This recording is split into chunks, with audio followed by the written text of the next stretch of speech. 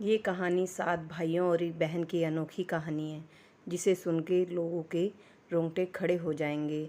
हजारों वर्ष पूर्व झारखंड के दक्षिणी छोटा नागपुर की प्रसिद्ध ये 7 भाई और एक बहन की कहानी है।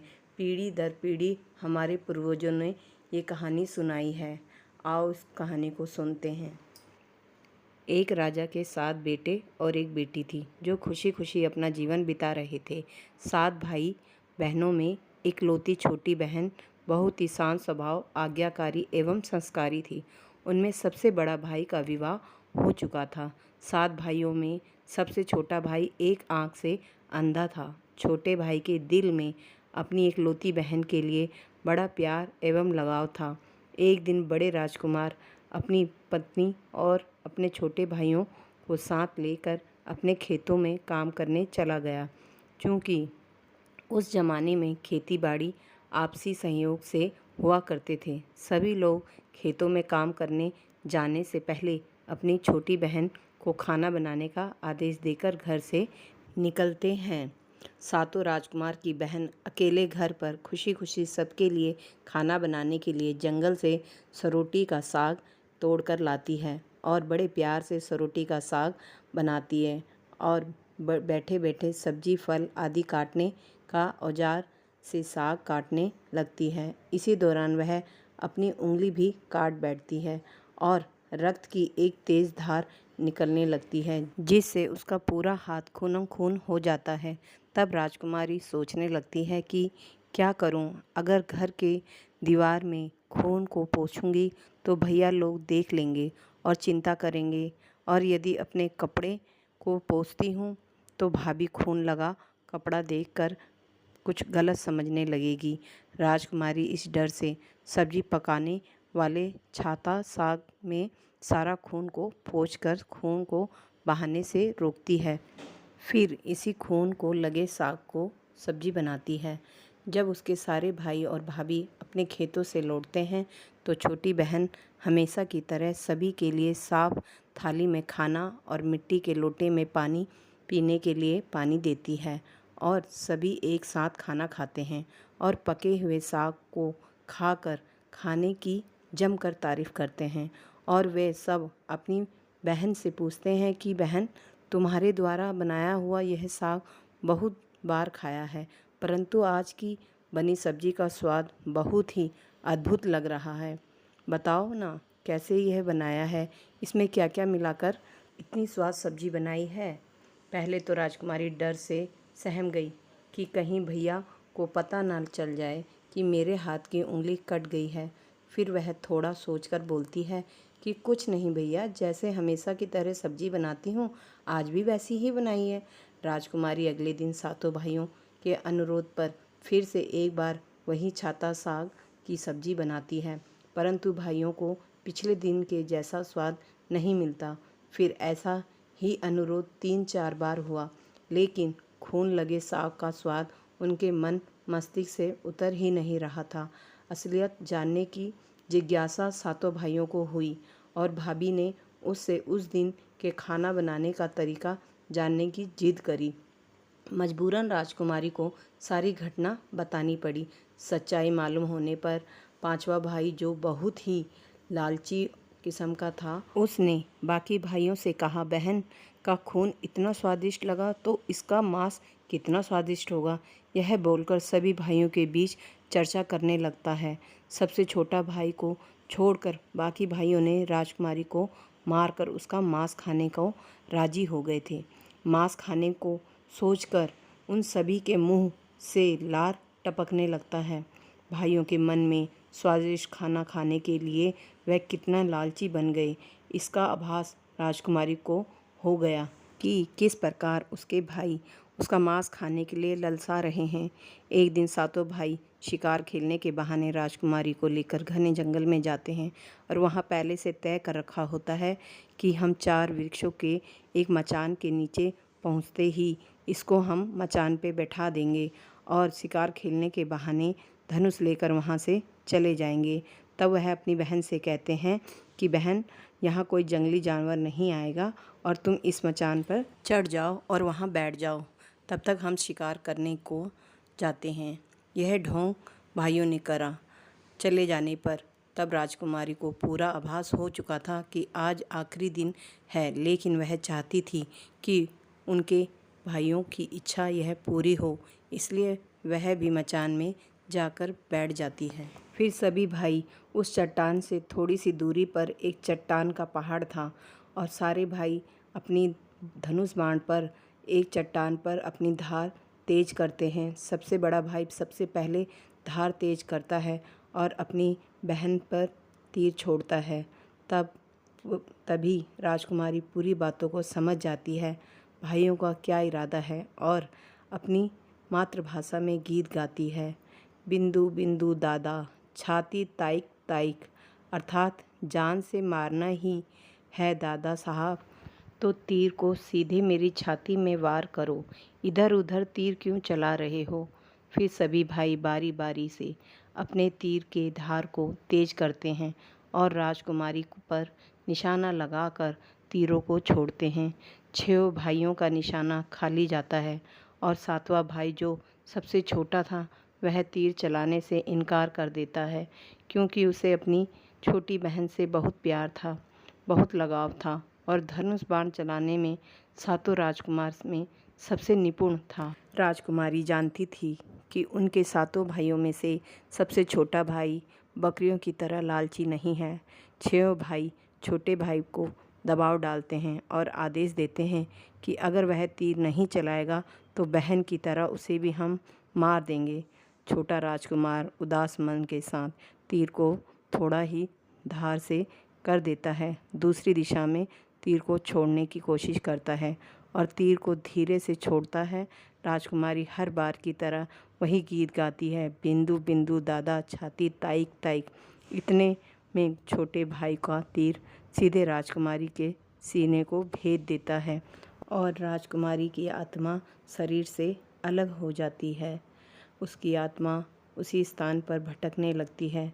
तभी वह देखती है कि उसके शरीर का मांस खाने के लिए उसके भाई कैसे ललचा रहे हैं और सबसे छोटा राजकुमार ज़बरदस्ती मार पीट कर उसके शरीर को काटने का आदेश देते हैं। बहन के मांस को पकाने के लिए बहुत सारी सूखी लकड़ी लाने के लिए छोटे राजकुमार को जंगल भेज दिया जाता है। छोटा भाई जंगल में खोज खोज कर ढेर सारा लकड़ी जमा करता है और सोचता है कि इसे कैसे सारा लकड़ी को मैं ले जाऊंगा। दादा जो रस्सी दिया है वो भी 7 टुकड़ों में दी है, उन्हें जोड़ने पर भी रस्सी इन लकड़ियों को नहीं बांध पाएगा, देर हो जाएगी। अब मुझे क्या करूं? मुझे बहुत डर लग रहा है। राजकुमार उदास होकर रोने लगता है और जो उसके आंसू थे वो धरती में गिरने लगते हैं। वह अपनी बहन को याद करके रो रहा था और तभी एक नाग देवता वहाँ आते हैं और पूछते हैं कि क्यों रो रहा है राजकुमार। वह इधर उधर देखता है किंतु कोई भी नज़र नहीं आता है। फिर राजकुमार को नाग देवता दिखते हैं और राजकुमार नाग देवता को अपनी पूरी आप बीती सुनाते हैं। फिर नाग देवता उसे कहते हैं कि मैं लकड़ी में रस्सी की भांति लिपट जाता हूँ और तुम जैसे ही लकड़ी वहाँ रखोगे तो मैं धीरे से निकल जाऊँगा। और राजकुमार ऐसा ही करते हैं। सभी बड़े भाई यह देखकर चकित रह जाते हैं कि रस्सी के हमने 7 टुकड़े कर दिए थे, उसके बावजूद भी ये जंगल से इतनी सारी लकड़ी लेकर आ गया। तत्पश्चात वह लोग अपने छोटे भाई को एक घड़ा देते हैं जिसमें 7 छेद हो रहे होते हैं और उसको पानी के लिए भेज देते हैं। छोटा राजकुमार पानी लाने के लिए एक डांडी छोटा सा कुएं में जाता है और घड़े में पानी भरता है, परंतु उसमें छेद होने के कारण सारा पानी गिर जाता है और राजकुमार वहीं बैठकर सोच सोच कर रोने लगता है कि बिना पानी के वापस कैसे जाऊं, तो बड़ा भैया लोग मारपीट करेंगे। यह सारी घटना में जो कुएं में मेंढक, केकड़ा, मछली सुन रहे थे और देख भी रहे थे और वे तीनों राजकुमार को रोता देख पूछते हैं कि क्यों रो रहा है। फिर राजकुमार उन्हें अपनी सारी आप बीती बताते हैं। तो कहते हैं, मैं अपनी प्यारी बहन की शरीर का मांस कैसे खा सकता हूँ? नहीं खाऊंगा तो बड़े भैया लोग मारेंगे मुझे। अब मेंढक कहता है कि तुम परेशान मत हो, हम सब मेंढक घड़ा के छेद में चिपक जाते हैं। फिर मछली और केकड़ा बोलते हैं कि तुम हमें लेकर चलो। तुम्हारे भाई जब राजकुमारी का मांस खाएंगे तब तुम मछली खाना, और जब वह हड्डी को खाएंगे तब तुम केकड़े को खाना। बड़े भाइयों को शक नहीं होगा। फिर राजकुमार ने बिल्कुल वैसा ही किया जैसे केकड़ा और मछली ने कहा था। रात को जब राजकुमारी का पका हुआ मांस खाने को परोसा गया तब बड़े भाइयों से छुपकर वह मांस को दीमक के एक टीले में डाल देता है, और समय बीतने पर वहाँ बांस का एक बड़ा झुंड उगता है। इस घटना के वर्षों बाद एक भीख मांगने वाला जोगी उसी बंदोसा के पास से गुजर रहा था, और वह सुंदर सुंदर बांस के बुन को देखकर सोचता है कि अगर इतने सुंदर बांस से कोई यंत्र बने तो कितना अच्छा हो। इसकी मैं एक सुरीली बनाऊंगा जिसकी धुन बहुत ही सुंदर होगी।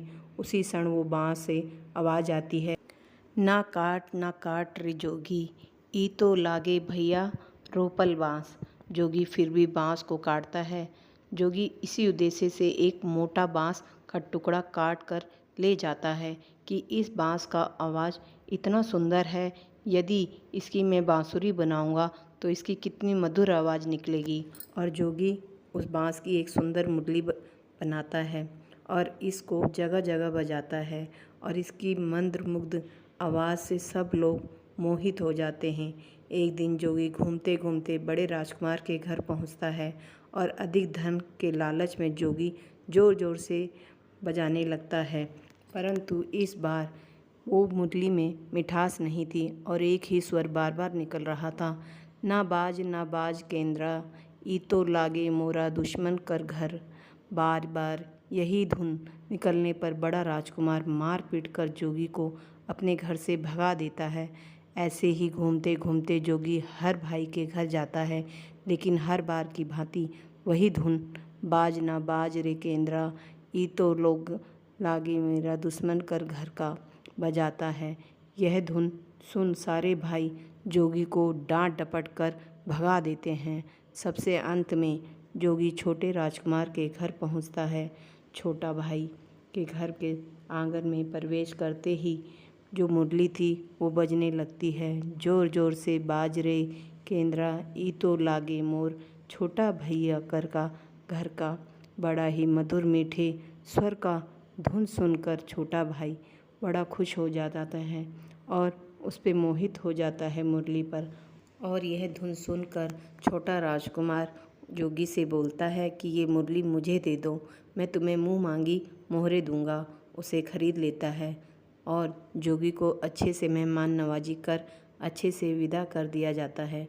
धीरे धीरे समय बीतता है और छोटे राजकुमार अपने काम से कुछ दिनों के लिए बाहर चले जाते हैं। जब वह वापस लौटता है तो देखता है कि उसका कमरा बहुत सुंदर ढंग से सजा हुआ है और घर के सारे बर्तन अच्छे तरीके से रखे हुए हैं। तब छोटा राजकुमार सोचता है कि हमेशा मेरे कमरे की साफ़ सफाई घर के नौकर करते हैं, लेकिन कभी भी इतना सुंदर सजाया नहीं गया। फिर राजकुमार अपने नौकरों से पूछताछ करता है कि मेरे कमरे को इतना सुंदर किसने सजाया है।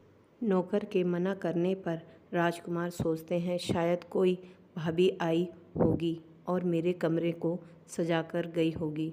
जब भी राजकुमार घर से बाहर काम करने के लिए जाता, यही घटना हर बार देखने को मिलती और लगातार होने के कारण राजकुमार के मन में जानने की जिज्ञासा उमड़ने लगी कि आखिर मेरे घर को इतना सुंदर ढंग से कौन सजावट करता है। वह अपने भाइयों तथा भाभियों से भी पूछता है और वे लोग भी सजावट करने की बात से साफ मना कर देते हैं। एक दिन राजकुमार सच्चाई का पता लगाने के लिए नौकरों से कहते हैं कि मैं काम से बाहर जा रहा हूँ, और कमरे में छुपक जाते हैं। वहाँ पर एक चटाई मोड़ माड़ के रखी हुई थी, उसके अंदर वह छुप जाते हैं। कुछ समय इंतज़ार करने के बाद राजकुमार देखते हैं कि एक खूबसूरत सी लड़की मुरली से निकलकर कमरे में आती है और सारे कमरे की साफ सफाई करती है, वापस उसी मुरली में समा जाती है। यह देख राजकुमार की आंखें खुली की खुली रह जाती हैं क्योंकि उस लड़की की शक्ल राजकुमार की छोटी बहन से मिलती थी। राजकुमार अगले दिन फिर से एक बार उसी प्रकार छुप जाते हैं और जैसे ही वह सुंदर लड़की पूरे कमरे की साफ सफाई का काम खत्म कर वापस उस मुरली में जाने वाली होती है, तब छोटा राजकुमार उस लड़की को हाथ पकड़ लेता है और तुरंत मुरली को जला देता है, जिसके बाद वह लड़की हमेशा के लिए मानव रूप में परिवर्तित हो जाती है और दोनों भाई बहन खुशी खुशी अपना जीवन जीते हैं। आज भी हर गांव में आषाढ़ी पूजा के दिन बकरा कटता है और पूरे गांव के घरों में प्रसाद स्वरूपी बकरा का मांस खाया जाता है और सतबेनी नामक पूजा स्थान पर वहीं सरोटी साग को चढ़ाया जाता है।